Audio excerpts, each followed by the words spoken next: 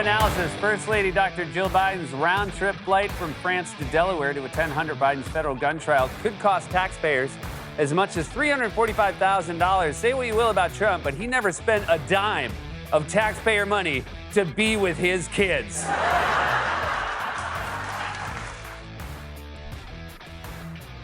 It's amazing, isn't it? The Bidens are wasteful and burning through hundreds of thousands of dollars in taxpayer money, and still the joke is at Donald Trump's expense.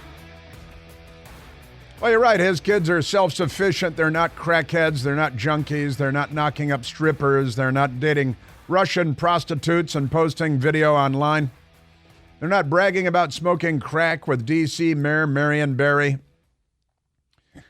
They're not unregistered foreign agents for hostile nations. No, his kids are quite functional, thank you very much. Very successful. One of his wonderful daughters converted to Judaism. Well, you guys are out in the streets chanting from the river to the sea, but never mind that. Never mind that at all. All right, a great deal to get to today, of course, and we're just talking about Chunk Todd and the Democrats.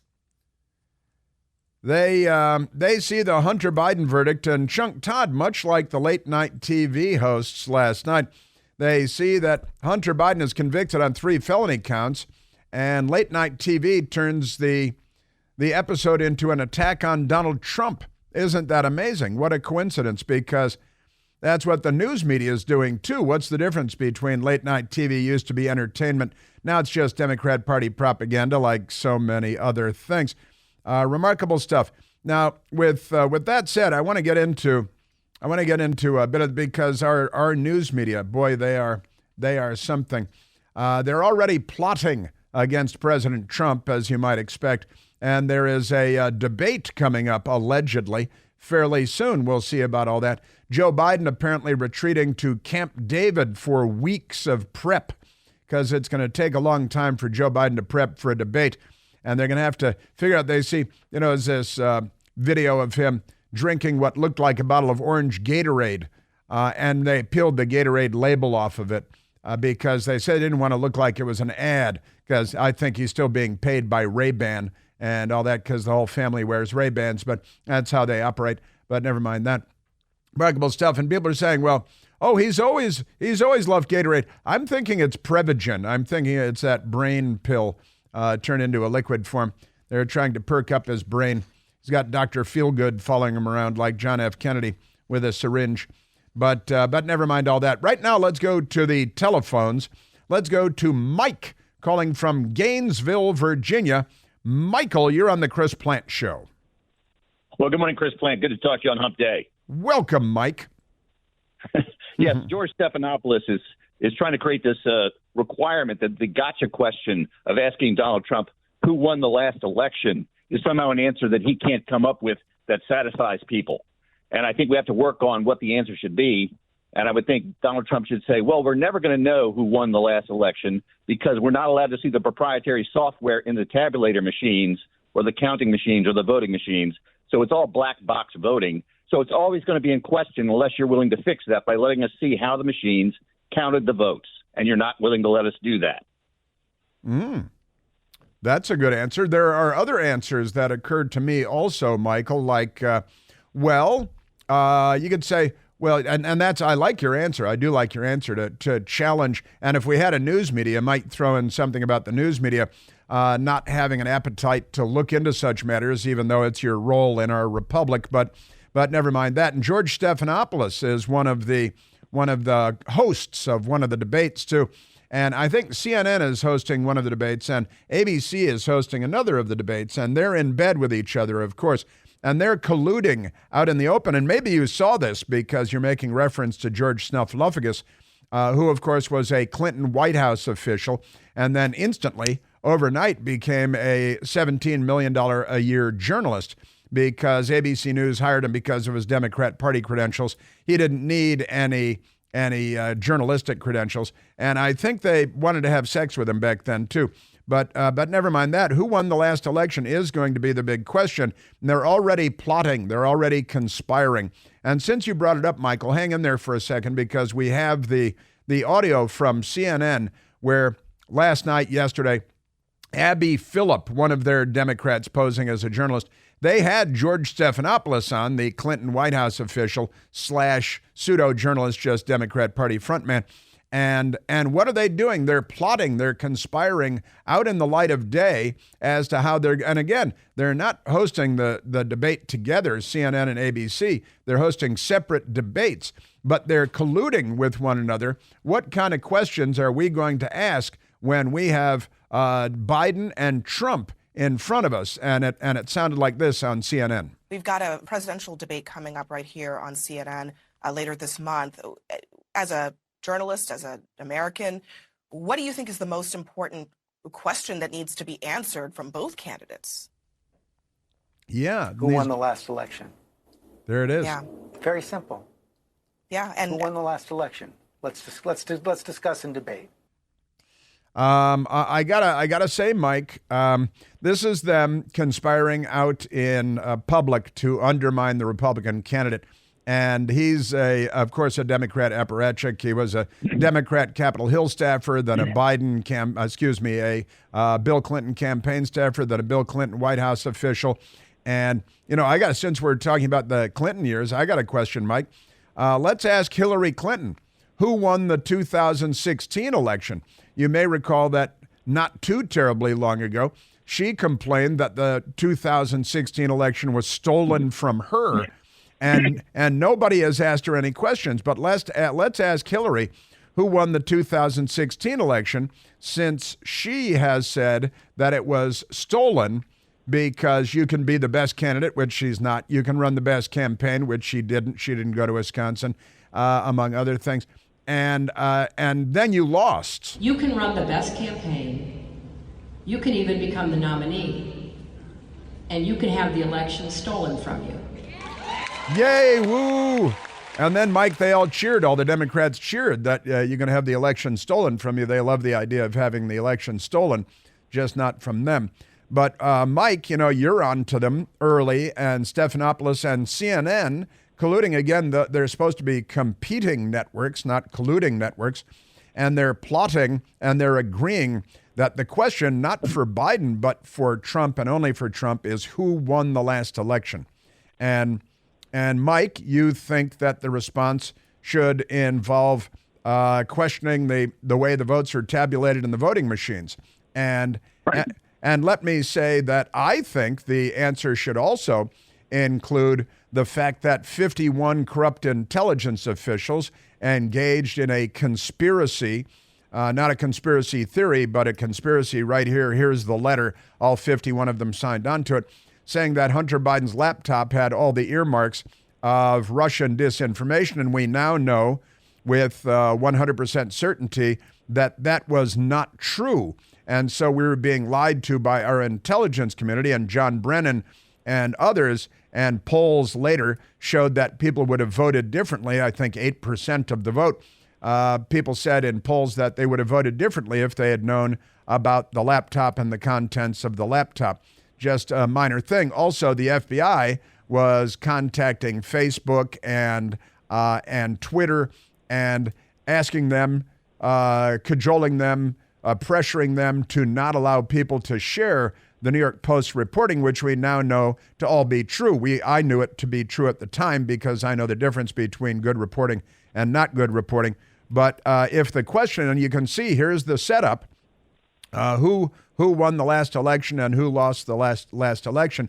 And if that's the setup, then you're right. Trump has to be ready, Mike, with a great rejoinder, which will include a whole range of things. But I think he should put a big arrow on the corrupt intelligence officials that ran an information operation against the American people as though they were tampering in some third world election.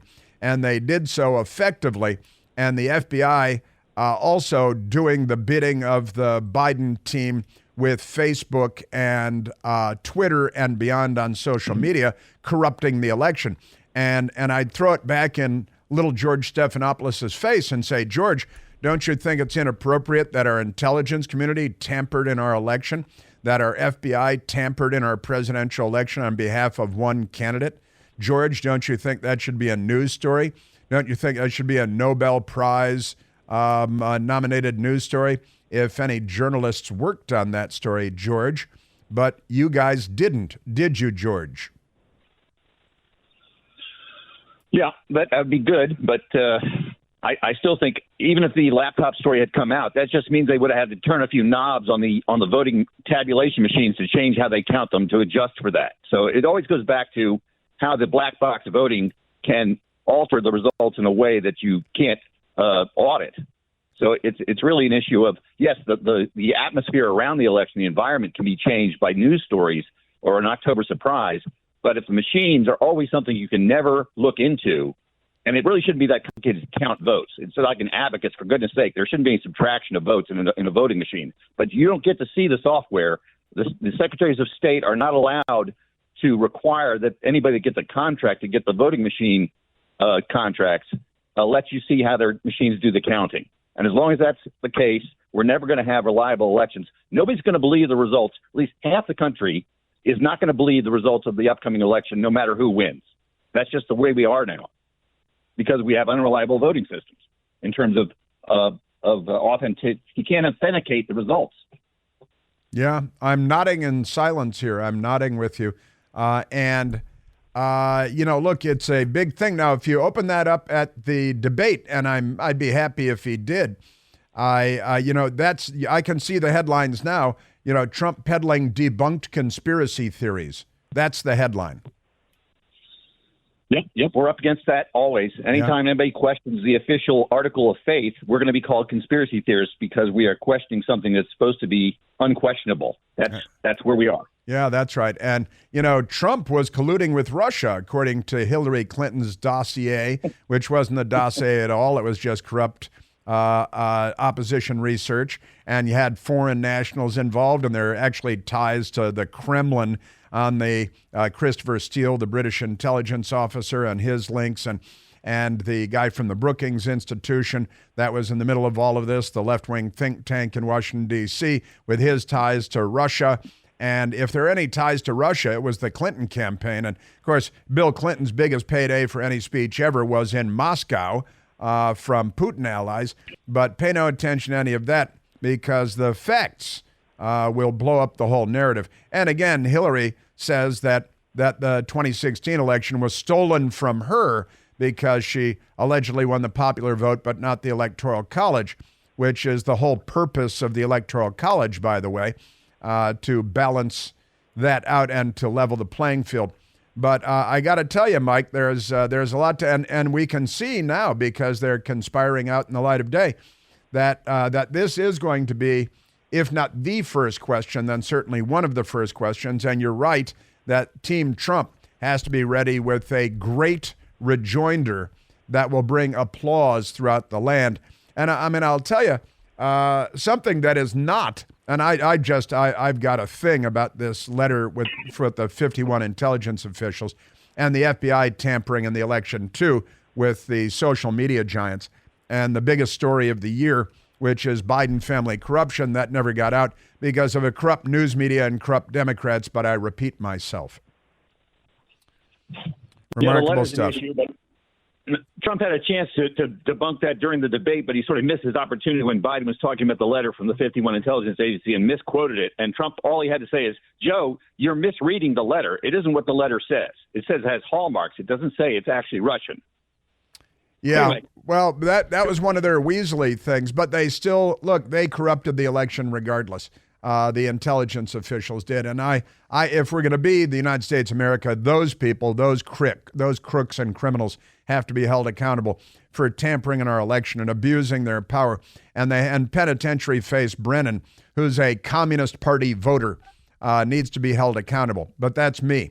I've had it in for that guy since the moment I saw his penitentiary face all those years ago. I knew my primal instincts told me that this guy is a bad guy. He's one of the bad guys. And I was right from day one. And people who've been listening to the show that long know that I've been on him from day one. Day one. Mike, thank you. Thank you for the call. Now, are you tired of those expensive HEPA air filters that you got to replace in your air purifier all the time? Well, say goodbye to nasty home odors and to expensive filters with the Eden Pure Thunderstorm Air Purifier. Because the Thunderstorm Air Purifier eliminates bad smells and replacement filters because it has Oxy technology. And odors in your home, your office are going to disappear in a matter of seconds. Nasty smells from dirty laundry and pets and cooking smoker. Even left-wing protesters are no match for the Eden Pure Thunderstorm. And you don't have to buy those expensive filters again and again. Saves you money and hassle month after month. Just turn it on and forget about it. We've got two of them at my house, and it quietly works in the background, cleaning and freshening the air in your home. The Thunderstorm gets rid of all stinky odors and no expensive filters. So place a Thunderstorm in your bedroom, your family, your teenager's room, your kitchen, your basement. They make great gifts, too. They really do. Get $200 off right now on a 3-pack of Eden Pure Thunderstorm air purifiers for whole home protection. All you have to do is visit EdenPureDeals.com and use the discount code CHRIS3. That's EdenPureDeals.com. The discount code is CHRIS, the number 3. Yeah, honestly, ABC going on CNN to conspire as to what the gotcha questions will be for the Republican, but not for Joe Biden, who can't finish a sentence, complete a thought, climb a flight of stairs, stop a war, release a hostage. Honestly, they're not plotting what the gotcha question will be, the zinger question will be for Joe Biden, because they're not journalists, they're Democrats. A friend of mine texted.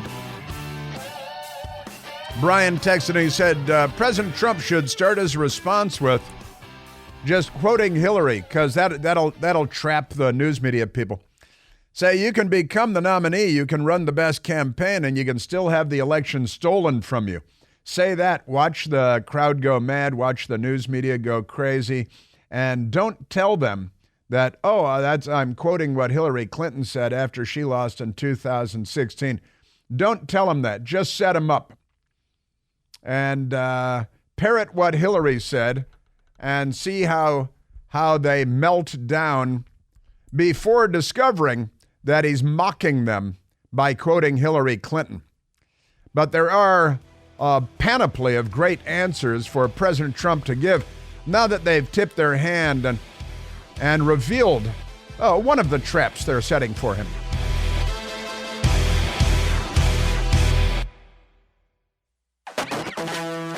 And our news media, so the president's son was convicted of 3 felonies yesterday in court in Wilmington, Delaware. Hunter Biden was. And Joe Biden flew up there to Delaware to spend some time with his son because he's having a bad day. And I understand he wants to try to hold his family together and all that. It's not an easy task. He can't hold anything together from what we can tell. But they had this radical, a lefty, Andrew Weissman, who is, a Democrat and a legal Justice Department operative and all of that. And Andrew Weissman was a U.S. attorney, and he's a Democrat apparatchik, of course. And he was a naturally Ivy League because, they've all got to go to Ivy League schools. It's how you get your ticket punched and you get brainwashed, I guess, into everything. He was chosen by Barack Obama to be the general counsel for the FBI during the Obama years. He worked for Robert Mueller. He's not on Team America. He's on Team Lefty. And they had Andrew Weissman on the television yesterday. He was on CNN or MS? He was on MSDNC, Andrew Weissman, with the after the conviction of Hunter Biden, 3 felony counts. It's Hunter, convicted felon Biden. And Andrew Weissman was brought on to to sing from the party sheet music. The big picture here, it's not a drug addict who possessed a gun for 2 weeks. No. It is that you have a president of the United States who is living embodiment of the rule of law, even with respect to his only living son. And you can, was he on the jury? Contrast that to the former president's denigration of the rule of law. I'm sorry, what? It turns in immediately, and high praise for Joe Biden, who's the living embodiment of the rule of law. I'm sorry, should we start going down the list of the 100 and some odd suspicious activity reports that the the Treasury Department filed on the Biden family's business interactions? And how about Joe Biden, the living embodiment of the rule of law, demanding that the chief prosecutor in the nation of Ukraine be fired while he was investigating Burisma Oil for their corruption? And Burisma Oil was at that moment paying Hunter Biden, the Biden family, $1 million a year for a no-show job. And Hunter Biden's best friend, Devin Archer, who has since been convicted of robbing a Native American tribe of tens of millions of dollars. Pay no attention to that. That's no problem. When you're a Democrat, these things just go away. The living embodiment of the rule of law comes from a family where his brother James Biden and his son Hunter Biden, they have taken in millions and millions of dollars for nobody knows what, from China, from Ukraine, from Russia, from one of the stands, from all over the place, from bad guy actors around the world. For doing what? Nobody knows. Well, we do know. It's selling influence. It's selling, if you listen to Tony Bobulinski, CEO of one of the Biden family's many corporations that don't produce anything or sell anything or manufacture anything or invent anything or market anything. They don't do anything, these 20-some-odd companies, that anybody can point to. It's quite extraordinary. But he's the living embodiment of the rule of law, if you ask Andrew Weissman from Princeton University and the Biden administration Federal Bureau of Investigation. Just amazing stuff. And this is what they teach them at Princeton University and Columbia University. Just extraordinary stuff. They come out knowing nothing. They come out wrong about everything forever. And now MSDNC since 2019, because now he's a propagandist for the party, and MSDNC is a propaganda outlet for the party. And the party is an open border party, a pro-Venezuelan gang party there. Just amazing stuff. So he's the embodiment of law, unlike Trump. I'm sorry, what did Trump do? He got peace deals in the Middle East. There was no war. Our border was secure. That strikes me as being the embodiment of the rule of law and forcing our borders, securing our border. Joe Biden, on the other hand, wide open borders. Is that the embodiment of the rule of law? Waving in how many millions and millions of illegal aliens to the country? Is that the embodiment of the rule of law, including waves of Venezuelan gang members? The drug cartels are having the time of their lives. Is that the embodiment of the rule of law, Andrew Weissman? I'm calling from Columbia University. I'd like my law degree back, because you're not the embodiment of anything good. But this is what you get. And unlike Trump, really, what was Trump? What is there? Some sort of he paid his lawyer, and you guys say that it wasn't a legal fee when he paid his lawyer for a non-disclosure agreement. That's not the embodiment of the rule of law. But Joe Biden, the whole Biden organized crime family, as it is widely known, and all of the suspicious activity reports for the family at the Treasury Department and the millions from Ukraine and the millions from China, the embodiment of the rule of law. And what's their business again, Andrew Weissman? And what is it again that Donald Trump was convicted of? 34 felony counts because of one piece of paper where he paid his lawyer, and you say it's a campaign expense and not a legal expense. Is that it? But it's to his lawyer for a personal non-disclosure agreement, and that's what you got to hang your 34 felony convictions on. Is that right? And yeah, that's right. That's Andrew Weissman. Then at CNN, they had Kate Bedingfield. She is a CNN journalist, and they're just doing propaganda 100% of the time, CNN anchorwoman Kate Bedingfield. Republicans have really struggled to make this line of attack stick because most people see this and feel sympathy. Most people have somebody in their family who's gone through addiction. They know Who do you think they feel sympathy for, though? President Biden? I think they feel sympathy for the Biden family. See, that he's convicted now. When President Trump was convicted on 34 felony counts, unanimous verdicts in 34 counts, with none of the jurors have come forward, interestingly enough, as they know they can't explain themselves, so they're not even going to try. And that CNN, well, this is a moment where the nation should feel sympathy. And look, I understand Hunter's a crackhead and he's a scumbag and he's cheating, stealing, drug-addled lout who has been involved in an ongoing shakedown using the family's name for pretty much his entire adult lifetime. He's the Prince of Delaware. And I even do feel a little bit of sympathy for him and a little bit for his family, but then I shake it off and suddenly I feel better. It's okay. But that's CNN. There was no sympathy. The word sympathy was never used for the Trump family, even though the Trump family, what are there, again, you can't ask Kate Bedingfield, what was Donald Trump convicted of? And she'll say 34 felonies. And I'm like, yeah, but of what, for what? And they won't be able to tell you. There's a paperwork issue that the left ginned up saying that a payment to his lawyer wasn't a legal payment. But it was his lawyer and he paid him. And it was a non-disclosure agreement, all that. And CNN certainly has had women sign non-disclosure agreements many times in the past. Let's take him to court on that one. Amazing. So when you're a Democrat and this happens in your family and you're president, you're in the White House, oh no, well, it's not as bad as Trump. And I feel sympathy. And he's the very model of law and order.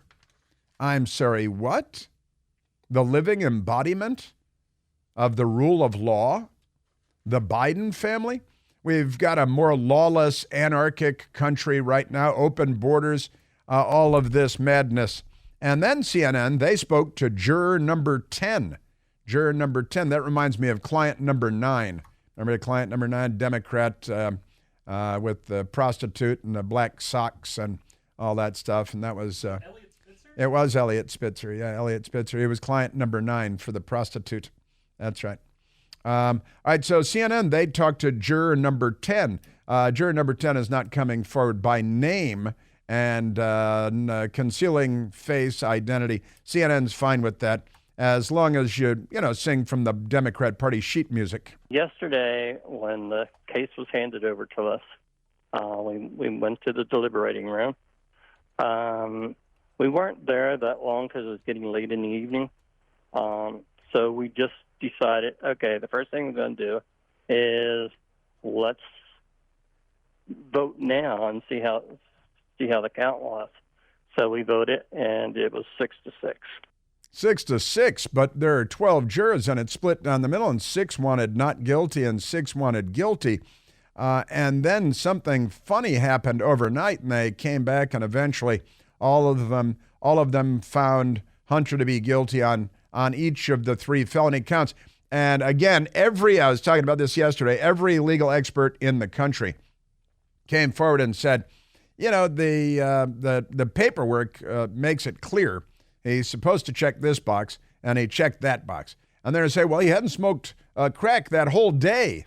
That the lawyers are saying that it had been hours since he smoked crack, so it's okay if he said that he was not a drug abuser and a drug user. It's okay if you're a Democrat, I guess. Pretty amazing stuff. Juror number 10. Now, I don't believe that any of them were trying to change their minds, or we weren't trying to change anybody's mind. It's just the fact that I think they said no because they wanted more information. They wanted to talk more about the case. So they don't want to jump to conclusions right away and say, yes, he was guilty. Yes, he was guilty. They didn't want to jump the gun. They were afraid of what the other jurors might say. They were afraid. It's about fear. But they found him guilty. And now the judge gets to decide what the sentence will be, and that's where the rubber actually meets the road. Not all of this. He's found guilty. That's good. I mean, because it was so obvious. But 6 of the jurors the day before were on the other side. They're like, no, I'm not going to find him guilty. Now, they came around for whatever reason. Maybe we'll find out later. Maybe we won't. All right, let's grab another phone call, Michael. Let's go to Mike calling from Washington, D.C. Mike, you're on the Chris Plante Show. Hey, Chris, how you doing? Very well, Michael. What do you say? I say that Merrick Garland's op-ed piece in the Washington Post is interfering with ongoing investigations. And he's been threatening people and telling people that they have to be gagged, they can't talk, etc. And here he is actually publicly commenting on people who are criticizing their prosecution. I would hope that an attorney general somewhere files a criminal complaint against him. Well, yeah, that state attorney general might be able to file charges against Merrick Garland, who did write a piece in the left-wing radical Jeff Bezos Democrat Party front group, Washington Post. Merrick Garland. Ongoing Florida case. An ongoing Florida case. Unfounded attacks on the Justice Department must end, he says. You know, maybe he should be saying that about the unfounded attacks on Supreme Court justices, since there was a would-be mass murderer arrested outside the home of Brett Kavanaugh after, Democrat Senate Majority Leader Chuck Schumer went over to the Supreme Court and threatened the members of the Supreme Court with Chuck Schumer at the Supreme Court threatening. You didn't pull it out, the audio? Oh, then what the hell? Chuck Schumer went and threatened members of the Supreme Court. Then a would-be killer showed up at Brett Kavanaugh's house with a firearm and extra magazines and burglary tools and kidnapping tools, and he was planning on murdering 3 Supreme Court justices. And the legions of left-wingers showed up outside the homes of just the conservative nominees to the Supreme Court to menace and threaten them and their families. I want to tell you, Gorsuch, I want to tell you, Kavanaugh, you have released the whirlwind, and you will pay the price. Yeah, maybe Merrick Garland should be concerned about the unfounded attacks on, he says, on the Justice Department. Well, the Justice Department is filthy corrupt, Merrick Garland, and a lot of us are noticing that, and still so far in the United States of America, it's legal to be critical of the federal government, you filth. And you're one of the reasons that people don't have any trust and confidence in the Justice Department anymore and the FBI, because it's being used as a political weapon by the left against their political enemies, from the former president of the United States, Donald Trump, again to Steve Bannon and to Peter Navarro. Peter Navarro in prison right now for defying a congressional subpoena because of executive privilege, because he's an advisor to the president, and Steve Bannon claiming the same thing, and they're trying to put all their political enemies in prison, just like the banana boat third world beep hole country that they're turning the United States into. But you're right, when the Attorney General of the United States lashes out in the pages of the Washington Post, Mike, Merrick Garland, and he's the current Attorney General, and why don't you find the guy with the pipe bombs outside of the DNC headquarters and the RNC headquarters around the time of January 6th?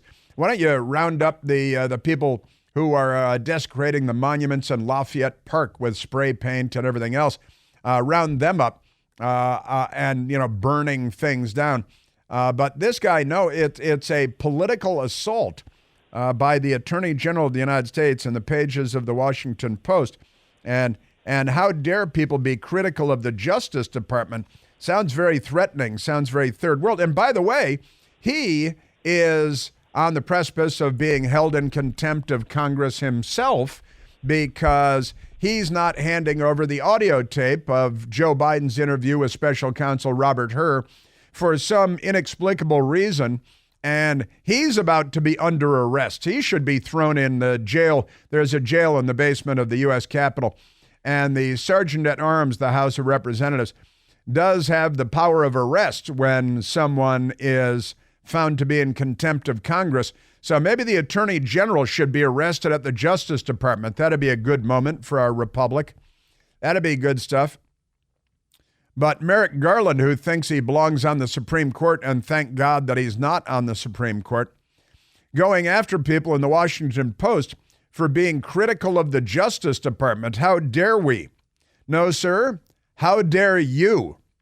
How dare you suggest that as Americans we don't have every right under the First Amendment and establish Supreme Court law, Supreme Court precedent, that we have the right to be as critical as we'd like of you and of the Justice Department and of the FBI when they continue to fail us to be generous.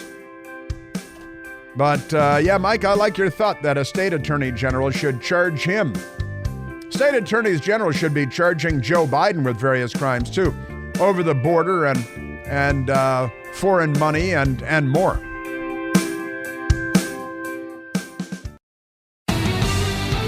All right, still a whole lot of different stories to get to. Crazy stuff.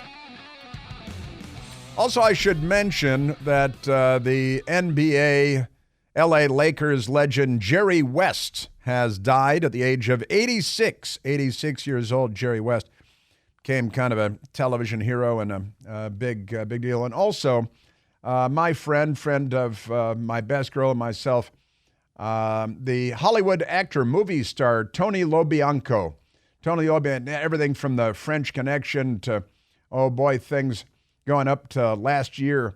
Tony LoBianco, a great Hollywood actor from the 7-Ups and the French Connection, and Somewhere in Queens just about a year and a half ago has died at the age of 87 years old, Tony Lo.